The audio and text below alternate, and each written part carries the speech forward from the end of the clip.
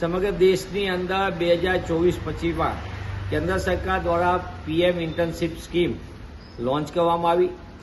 આ જ્યારે જાહેરાત થઈ અને બજેટમાં જોગવાઈ કરી ત્યારે કહેવામાં આવ્યું હતું કે દેશમાં 5 વર્ષની અંદર 1 કરોડ યુવાનોને સીધો લાભ આપવામાં આવશે. આ યોજનાની વાતો મોટી મોટી, જાહેરાતો મોટી મોટી, પણ હકીકત જમીન હકીકત તપાસતા આ પીએમ ઇન્ટર્નશીપ સ્કીમ હેઠળ સમગ્ર દેશની અંદર 3400 યુવાનોને લાભ મળ્યો.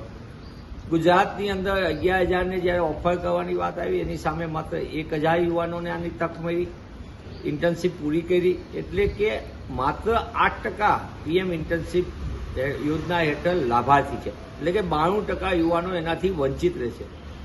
એક તરફ ગુજરાત ઔદ્યોગિક રાજ્યમાં અવ્વલ નંબર ઉપર હોય, મોટા મોટા દાવા થાય, મોટી મોટી કંપની, કરોડો રૂપિયાના રોજગારની, કરોડો રૂપિયાના રોકાણની વાતો થાય, અને બીજી બાજુ ગુજરાત જેવા પ્રગતિશીલ રાજ્યની અંદર અનેક વિસ્તારોમાં યુવાનોને રોજગારની તક ન મળે.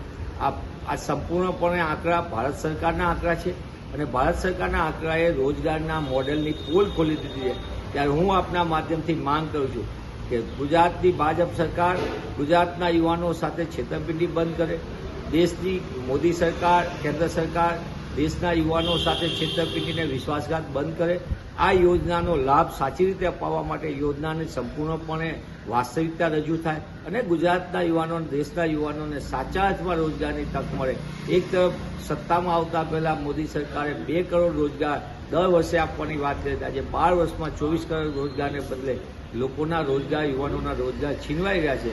ત્યારે આ સંપૂર્ણપણે આ બાબતની તપાસ થવી જોઈએ, આનો અહેવાલ જાહેર થવો જોઈએ અને જે યોજનામાં મોટા પાયે ખામી છે, જેના કારણે યુવાનો રોજગારથી વંચિત રહે છે, એમાં તાત્કાલિક સુધારો કરવો જોઈએ.